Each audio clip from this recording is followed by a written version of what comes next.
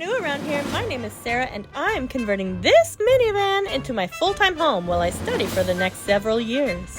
I'm kind of an oddball. You can either accept it or get lost. Mom said I can't play with you! My favorite pastimes include squeezing lemons with cuts all over my fingers, being the first person to be stopped at a train, and wandering through the aisles at Home Depot to touch and smell all the wood. This is our minivan camper layout. Today, I will be working on the bed/storage bench. The bench consists of 4 compartments, the first for a drawer fridge, the second for the toilet, the third for the heater, and the last compartment will be a garage or storage space. Rather than building out of expensive plywood, I'm going to be framing this with 2x2s. When determining the height that we need for our bench, we're going to work off the tallest item that fits in our bench. The first one we have will be the fridge, second will be the toilet, next will be our heater, and the last is garage space. So the toilet is our tallest item in the bench. So this is the one we're going to work off to determine how high our bench needs to be. One thing we don't want is we don't want any bottom plate in front of the toilet because we want this toilet to slide in and out. I don't want to have to pick it up every time and lift it over top of that bottom plate to use it. We're going to consider the height of this, which is 11.5 inches. We also want to consider anything else that is going to add height. For example, I'm going to have a rubber mat underneath the toilet to catch any potential leaks, just in case. You never know. I've already had it leak once. Ew! So the rubber mat, I'm guessing about 1/4 inch height, making this 11 3/4 inches. We'll have a 1/4 inch clearance just for sliding in and out. That brings our total to 12 inches. But how do we know how long? It'd be nice if I could find the camera for one video. How do we know how long to make these legs? So if we want a clearance height of 12 inches, including the top plate and including the bottom plate, we got to subtract the top plate and the bottom plate from our leg height. So easy way to do that, just stack them on top of each other, throw in your potential leg, and measure to desired clearance height. You can see that I made a tick at the 12 inch mark. So that is going to be our leg height. Let's go cut up a whole bunch of these guys because we're going to need quite a few. You know, I've been thinking, I don't have time on my hand. It's not my friend right now. But, usually my need for perfectionism overrides that. And I'm thinking, just thinking here, I'm thinking I want to dado these legs into the top plate and the bottom plate. Just to give them a little less wiggle, you know? Sarah, you don't have time for this. You don't have time. But I want dado joints. I want dado joints. What do I want to do? Not worth it. I'm not gonna do it, girl. I was just thinking about it. I'm not gonna do it. I want dados. I did it. We're doing dados. So what does that mean for our leg height? That means we now have to add 2 dado heights in, which is about 1/8 of an inch each. So that'll give us 1/4 inch we have to add. I wonder if that's 1/4 inch. I wonder if that's 1/4 inch, is it? It's 1/4 inch! That never works out. How often do you just have a piece that is the exact length you need it to be? I mean, it's too perfect.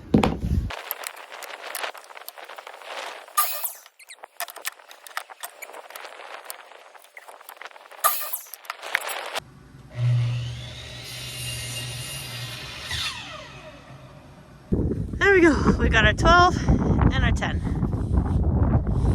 It's freaking cold.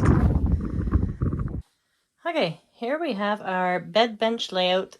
We're going to measure the distance between each space accurately, and then we will know where to put our cross pieces.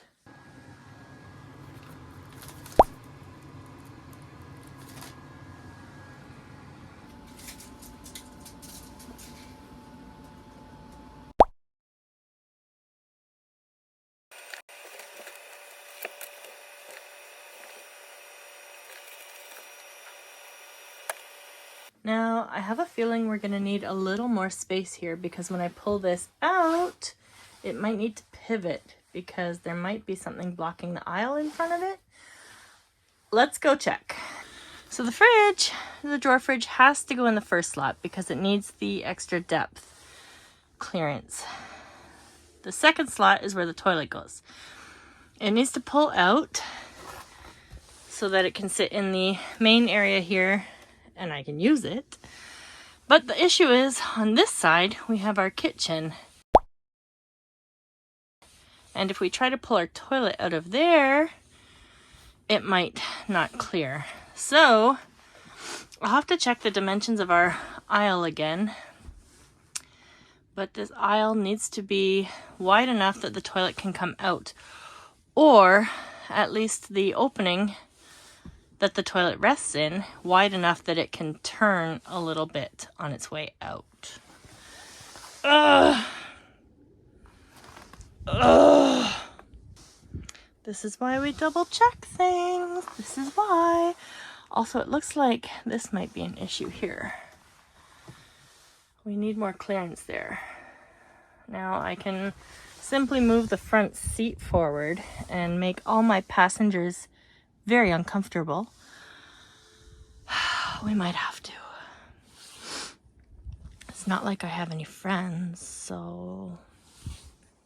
Okay, there. The seat is moved forward. This is definitely enough clearance for the fridge to go all the way back to the door.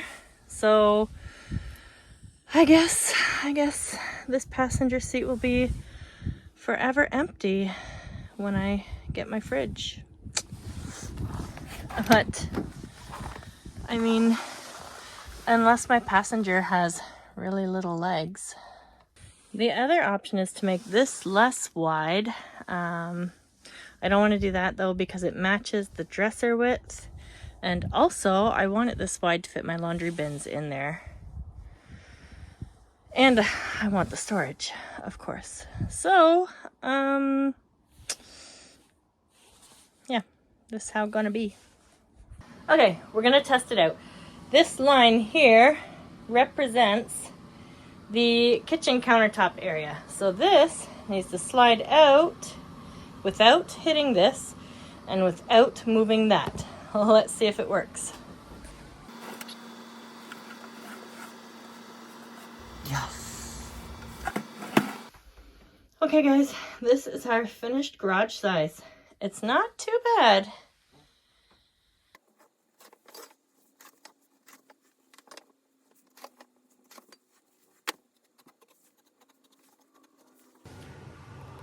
Okay, so this is our top rail. We have this side marked and this side marked. I'm missing a mark. Wow. Okay, here's our two top ones and our bottom plates. I've labeled which position they go in.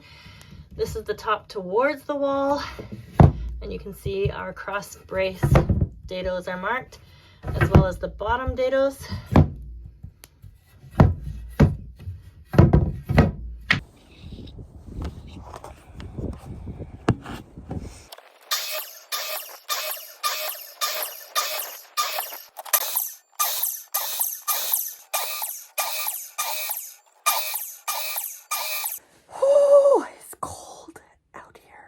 And in here, it's just cold everywhere.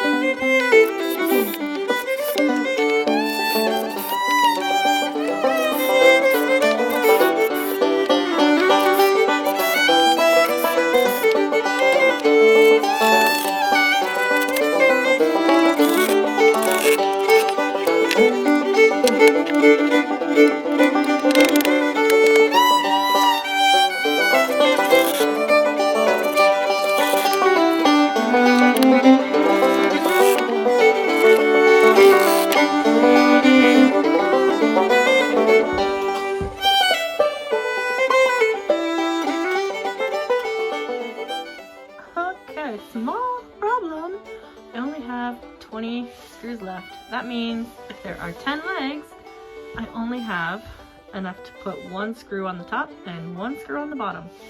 Let's roll with what we got.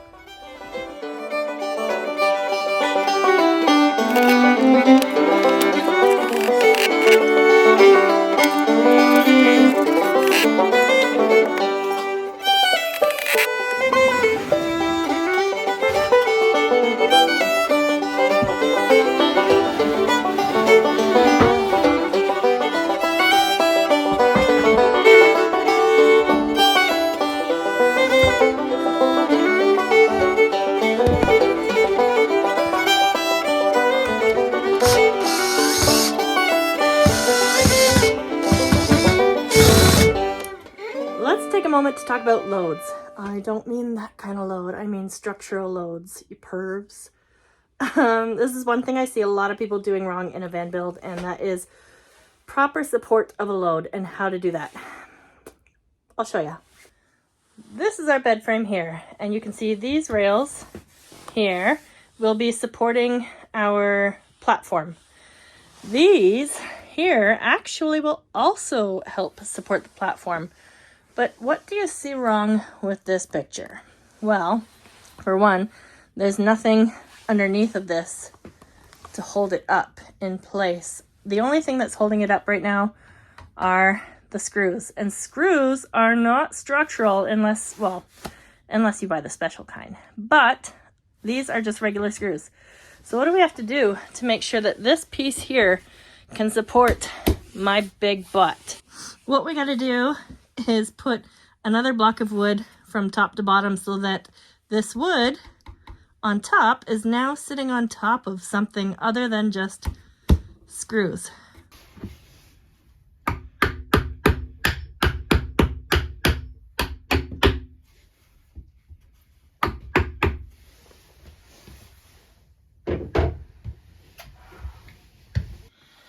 You see, now it is supported by a vertical piece of wood so that this weight comes down on the wood and not sitting on the screws. Voila! Guys, I just had to update. I finally got an interview, so wish me luck. I can't believe it took this long, but there's hope. There's hope. I hope I get it. You like it? You like it? You like that? I do. I like it. Some of you astute watchers might be noticing is, how is this toilet going to come out with these rails in front? Well, these rails are going to come out, but I don't want to remove them yet because removing them now will jeopardize the structural integrity of this and it'll be all wobbly. But once we get it into the van and we fasten this thing to the floor, that will make up for the lack and we will be able to remove these plates. Just not yet. Something I did not think of before this was I'd like to actually, instead of a mat under that toilet, I'd like to put like a collection pan of some sort, but it's going to be pretty difficult or take a miracle to find one that fits this space exactly. So I'm wondering if I can have one fabricated out of metal for a reasonable price. I don't know yet. I don't know, but a pan would be ideal in case this thing leaks, as it has. I cannot have pee in my van. That just, no. That's why I think a bucket would be a better option than this, because a bucket just doesn't leak. It doesn't have moving parts in it. So the only issue is I looked for a bucket that would fit in here, and I couldn't find one that also fit the little toilet seat thing that I have. But I don't know if I ever find one, or if you guys know of a bucket that is like 11 inches or less in height, let me know. Let me know. What? Who did this? Who did this? Oh, there's still a lot of little things to do. I have to put the supports in the back seat hole to support the back end of that OSB board. I still have to put support under here. It's missing a joist. It's really cold out today. Do I want to do it today? Yes, Sarah, cold is not an excuse. So, what's the Bible say? The sluggard will not plow because of the cold, and then come harvest time, he has to borrow off of everybody because he didn't plow his field. So, oh man, that means get my butt in the cold and get working. Okay. One more thing I think I'm going to change about this layout is I think I'm going to turn this section here into a full height wardrobe, and perhaps I'll leave the center open just so I can see out my rear view mirror. But if I put a partition here on the back wall, I'd like to put coat hooks above my dresser to hang my coats, and below the dresser I think I'm going to make a shoebox, a place for shoe storage. I was originally going to put shoes on the sidewall of this kitchen counter, but I am just really digging the idea of a floor to ceiling wardrobe. A couple of you are wondering why I can't live with my mother, and I'm learning things about her now that I've never seen before. You pretty much have to be a psychiatrist to figure out what reality is around her. She is very manipulative, and she will lie to alter a situation in her favor. And don't get me wrong, it is not something she does for... She doesn't do it with ill intention. She had a very tragic childhood, and the way she acts now is just a result of that. The issue is you can never believe anything that comes out of her mouth. And when I live there, what ends up happening is that living situation comes with a pretty hefty job. And the job being a caretaker role, and not just for her, but for all of the people that come through her doors. So that's why I didn't want to stay there while I was studying, because I wanted to focus on my studies. I didn't want to be taking care of her and her boyfriend and my man-child older brother. I don't know. What happened was this. So the last time I was there, I was under the impression that she needed help. I was under the impression that she had pretty substantial memory loss and that she could not function anymore.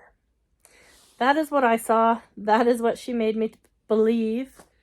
I had two smarter siblings who tried to tell me that she didn't need help. But what I was seeing and what they were seeing were two different sides. I was seeing what she was portraying, which was a helpless old woman who could no longer take care of herself. And they were seeing, when she was on the phone with them, she would tell them that she was taking care of me, basically. So it was really confusing. I tell you guys, it is the most confusing situation to deal with. And it really messes with your mind. So last time I was there, I was cooking for her and taking care of her, making sure she exercised in the morning and kept the house clean. I like it very clean, so she enjoyed that too. In fact, I was given the nickname the Nazi while I was there, because apparently it's a bad thing to want routine and structure and to work out and do all those things I should have known that that demonstration of mockery portrayed what was really in their hearts, that they didn't place any value in the things that I was doing for them. But they sure enjoyed it. They sure enjoyed the fruits of it. So I'm the kind of person, I like structure, I like routine, I like order, I like things to be planned and executed according to plan. I didn't have that in my childhood. I didn't have, wake up at the same time every day, 3 square meals that were planned. No, I grew up basically scavenging for food whenever I got hungry. There was food in the house, don't get me wrong, like it wasn't like I starved, obviously. But there were not really planned meals, and I basically just would eat whatever the first thing I could find was. And it was terrible. I hated it. I think that's why I like horse jobs so much, because they're so structured, and horses thrive on that routine. And so do we, actually. So do people. So anyway, I was able to maintain that kind of a schedule while I lived with her, and it was her and I, and everything was fine. And we actually had it pretty good. Yeah, we had a little slice of stability happening for us, and it was nice. I didn't know, obviously, that I was being manipulated, but so what happened was my older brother, he is quite dysfunctional himself. Most of my family is. He caught wind that there were meals happening every night at my mother's house and began to show up for these meals. And that, for me, was something I wasn't willing to do for him. I wasn't willing to cook for him because I won't get into it, but he's not somebody that I respect at all. And so it became very difficult to plan meals because he would just show up all the time, and I couldn't kick him out. I couldn't ask him to leave because it's not my house. It's not mine. So I don't know. But for the sake of my mother and I cooked. But I mean, it wasn't the same. The process, I mean, the stability that we had built up wasn't the same. It was broken now because he came around.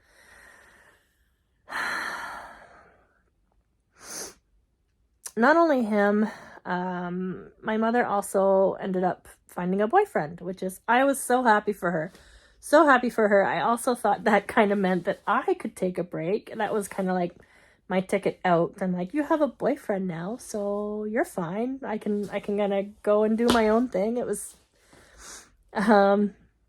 yeah, I saw it as an awesome opportunity to get out of there. But the other thing being that I wasn't willing to cook for these 3 adults who, none of them have disabilities, mind you. Nothing that would prevent them from cooking or cleaning. Yeah, that's the other thing. I wasn't going to be their maid. I was not going to be a maid for 3 capable adults while I'm trying to get my own life together. I mean, I don't know. Would I have been able to do it? Should I just suck it up and cook for everybody and clean for them while I'm going to school and trying to work?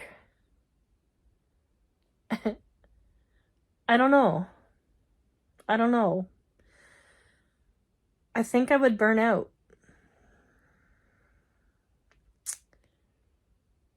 I don't know. It's very hard for me to discern and judge these situations. I don't I'm very quick to make excuses for people. So I don't know.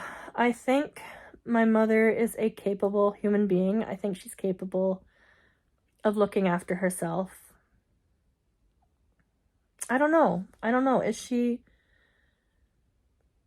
smart enough? I mean, I don't think it's an issue of intelligence. I think it's an issue of character. I don't know that she values certain things like life duties, basic life duties. I don't think she realizes the value in those things. So she doesn't hold those up as a standard. She doesn't strive for them. Basically, her house has become a home of leisure where all of life duties are avoided. That's kind of the goal of the day, is to avoid duties in that house. And it's unfortunate because somebody like me, I value those things very highly and I strive for those. So if I'm the only one that thinks it's important, then I'm the one doing it for everybody. And I'm not their mom. I don't want to be their mom. Is there any value in doing those things for them, though? I don't know. Is it pleasing to God if I do those things? Or am I just being used? I mean, we're told to be wise as serpents and harmless as doves, but I just don't know. I'm really confused by the situation. So it's a whole other ballgame of dysfunction. I mean, there's physical abuse and sexual abuse, and those things are very easy to spot. Maybe. I mean, when you're in it, sometimes it's probably hard to see too. Like my teachers growing up, they used to ask me if there was something going on at home. And I would look at them like they had a third eye, because I was like, nobody's hitting me and nobody's touching me. So what are you talking about? Like, obviously something was appearing in my behavioral patterns that was not normal, and I had no idea why. I had no idea. But the teachers saw it. And it's sad because I'm only beginning to realize these things now as a 40-year-old woman.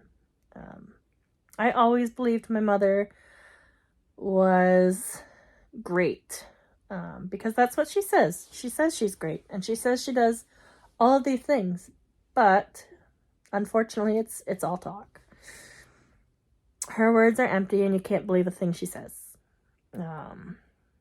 She'll always tell you, I wake up at 7 in the morning every day and I do so much. I have so much to clean. I have so much to do. But it's all talk. It never gets done. You can't count on her for anything. And no, she doesn't wake up at 7 every day. I mean, she likes to hype herself up with words, and they're meaningless. Words don't mean anything if they're not backed up by action. So that is why that situation is not a good place for me to be. Yes, I appreciate free living expenses.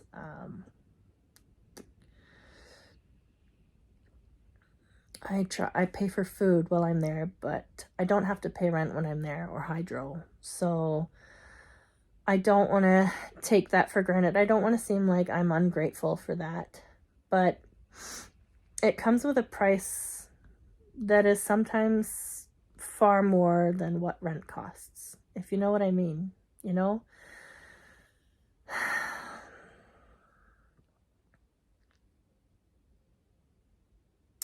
And you always have to keep her in a good mood. And usually you do that by food. And she's not like 800 pounds or anything, but and again, this is probably going back to her childhood. She was starved a lot and didn't have food. So she's very, very strange about food. But if you bring her food, that is what makes her happy. So it's just, I don't want to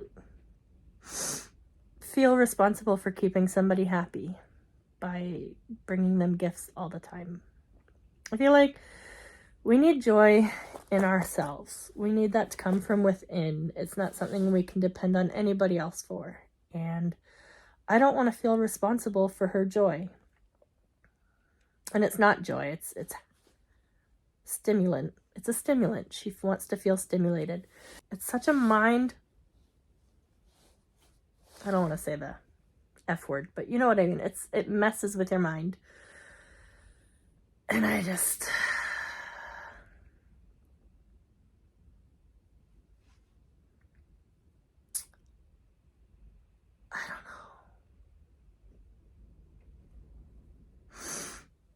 The other thing, I have been reluctant to work on the van. You'll notice that the progress is quite slow. I've been reluctant to work on it, not knowing if I'm going to be able to keep the van or not, because I still don't have a job. So it's not certain that I can make the payments. I've been applying for jobs like crazy, you guys, and I don't know if there is some power out there, if God is just looking down on me and saying, nope, I'm not going to give you this for whatever reason. Israel and Egypt, maybe, I don't know. But I still don't have that reassurance that I am going to make my bills and the van is mine and it's not going to be ripped out from under my feet.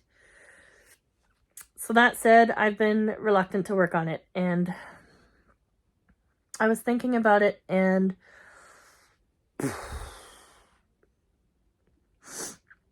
I shouldn't let that inhibit me from constructing the van build. I might be able to pull this off. I might be able to make the payments, and I might be able to keep this van. That said, I can't just sit there and sulk about my situation. I need my situation to change desperately. And the only one who can change it is me. With God's blessing, of course. I know I've done a lot of things to deserve punishment. I'm kind of hoping that He has mercy on me and blesses me, because it hasn't been good up to this point. But I'm praying about it. And if you are a praying person, pray for me. Not just me, but everybody. Pray for everybody. This world is not a pretty place. And there's a lot of suffering going on. I just hope that He remembers mercy in wrath.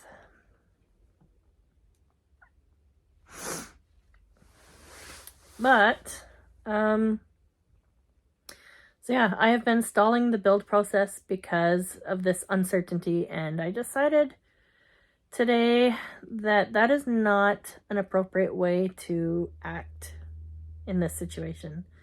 I think I need to remain diligent and keep doing whatever I can to do this build and finish it. And if the van gets taken, at least I tried. And if it doesn't, then I get the van build done. So,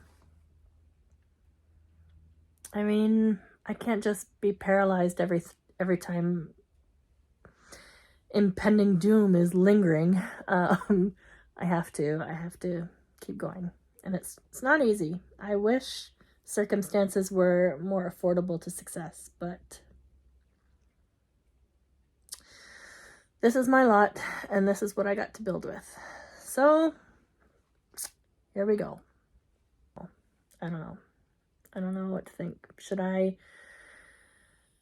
cater to my mother and my brother and her boyfriend? Should I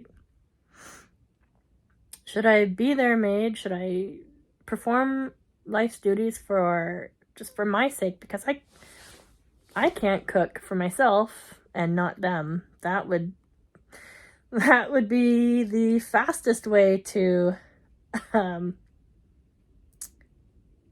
trigger wrath in that house. That would not go over well. If I can get this part-time job, though, I might be able to stay in school. By the way, guys, I am failing school right now.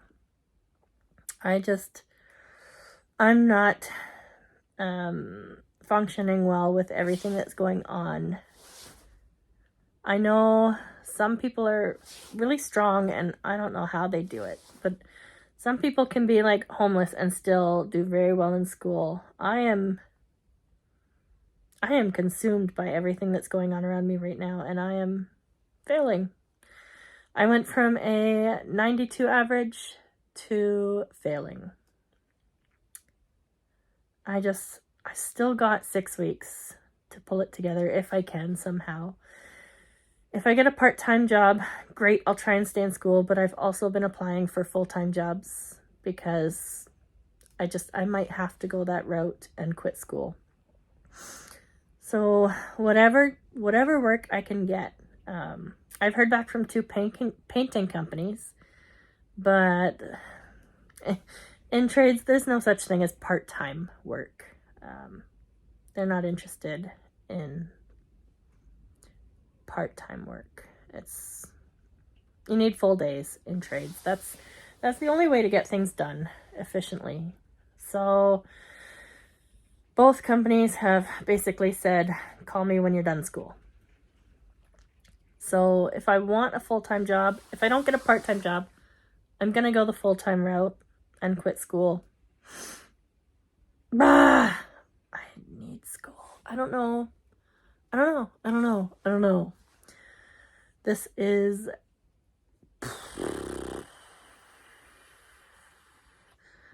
very confusing for me. I don't know how to make this work, but we're going to keep grinding. I'm going to keep making YouTube videos in case it ever pays off someday.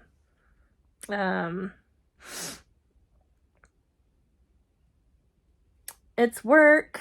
YouTube is work, but I'm not monetized yet, so maybe someday. I may as well do it while I don't have a job, right? So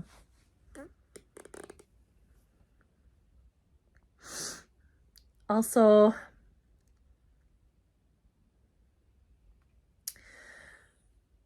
one of the viewers did help me out with my insurance. Last time I wasn't able to pay it. Somebody paid that for me, and I am so grateful for that. Not so much that the insurance got paid per se, but the hope. There was also another person who reached out and offered a little bit of help, and I know this person personally, and it was a huge help, but I feel so bad because I know this person struggles themselves, and I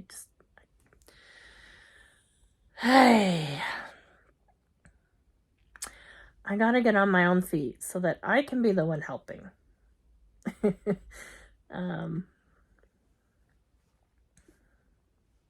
Well, guys, I'm getting cold. Sitting here is not warm. There's no heat in this trailer because I'm not living in it right now, and it's freaking cold. So I gotta get back to work.